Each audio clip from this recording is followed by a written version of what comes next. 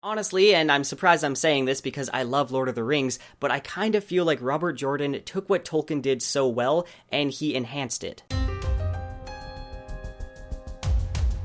So with the recent announcement that Amazon and Sony will be adapting a Wheel of Time TV show, which yes, I will be talking about in a future video, but I figure there's no better time than now than to start reviewing these books. So let's review The Eye of the World, the first book in the Wheel of Time series by Robert Jordan. This will be spoiler-free in the sense that I'll only be talking about the beginning of the book. Make sure to stick around to the end for more information on how to win one of 3 Wheel of Time bookmarks I'll be giving away. The wheel of time turns, and ages come and pass, leaving memories that become legend. Legend fades to myth, and even myth is long forgotten when the age that gave it birth comes again.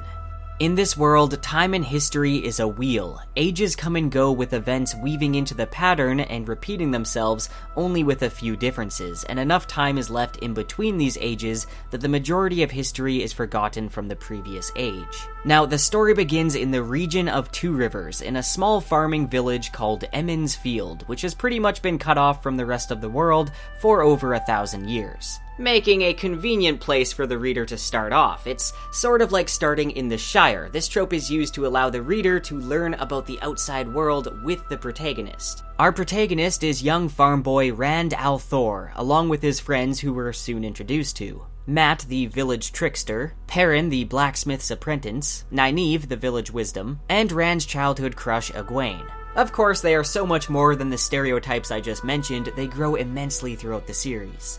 In Emmons Field, the villagers are preparing for Beltane, the spring festival, but things aren't quite as they seem. Rand, Matt, and Perrin keep seeing a mysterious hooded figure whose cloak doesn't move in the wind. And there also happens to be quite a few visitors in the village, including a peddler named Padan Fain who brings news from afar of a false dragon. No, not the scaly, fire-breathing dragon you're thinking of, more on this later on. A gleeman named Tom Merrilin. Gleemen are sort of like bards, they're traveling performers with colorful cloaks. As well as an apparent noblewoman named Moraine and her guard Lan. Hint hint, all these characters are extremely important.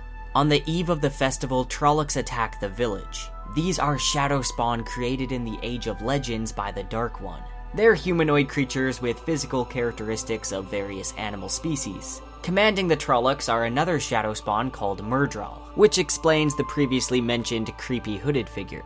Now after this, Moraine reveals herself to be an Aes Sedai and Lan her warder.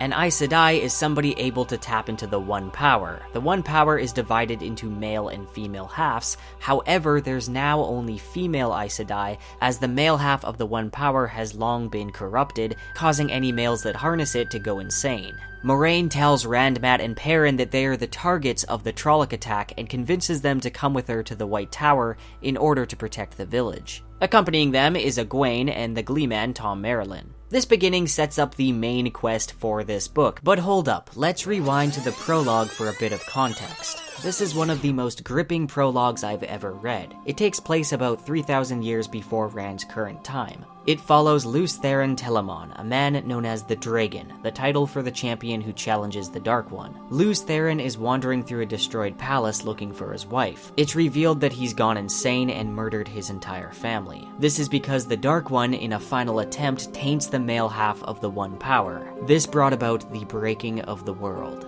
That was ages ago. Now there's a prophecy that a dragon will be reborn to combat the Dark One yet again, and bring with it a new breaking of the world.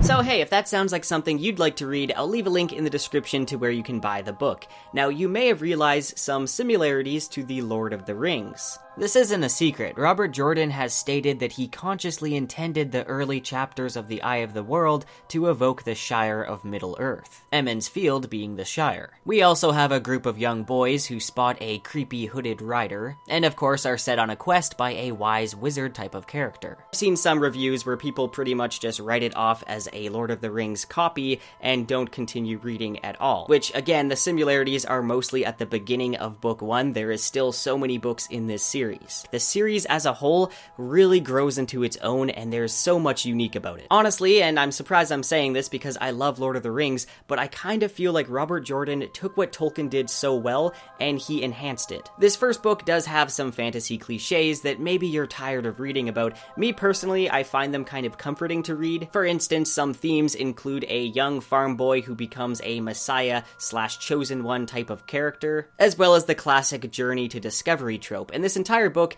actually is a journey. It's kind of like a road trip. Again, much like Tolkien's work, the main characters in this book are constantly running from the enemies pretty much the entire book, trying to get to a destination. This is one of those fantasy worlds that really feels alive. I'm able to picture it really well, and I think this has to do with Jordan's writing style. He writes with a lot of detail. He's kind of renowned for that. Sometimes it can be a little bit much, but I feel like with all that detail, I'm able to picture the world a lot more, and it really comes alive. Now, there were some pacing issues in this first book where it just kind of slowed down. I've heard a lot of people say that they found the beginning to be really slow. I personally didn't have that issue. I actually found the beginning to be very memorable. Actually, let me tell you a short little story about my experience when I first picked up this book. I believe it was about this time last year when I was reading the book, and we had this huge thunderstorm in my town, and the power went out right when I got to the Trolloc attack. It was at a really intense moment, so I just lit some candles and continued reading, and the power was out for like 3 or 4 hours, and I just continued reading the entire time because I was so caught up in the story. So I didn't find the beginning slow, but I know a lot of people have. I did notice the beginning, you're kind of confused about a lot of things, like what is an Aes Sedai, what's a Rand al'Thor, but I mean, that's kind of with every fantasy book where you have to push through the beginning until you begin to understand some things. Moving on, let's talk about the characters. Moraine was probably my favorite character while reading this book. She's just very mysterious, and you don't know if you're meant to trust her. The thing about the boys and girls from Emond's Field is that they can be annoying at times and make some stupid decisions. And honestly, this is a reason why I like them. They're young and ignorant to the world beyond their small village, and we get to see their progression from this throughout the series.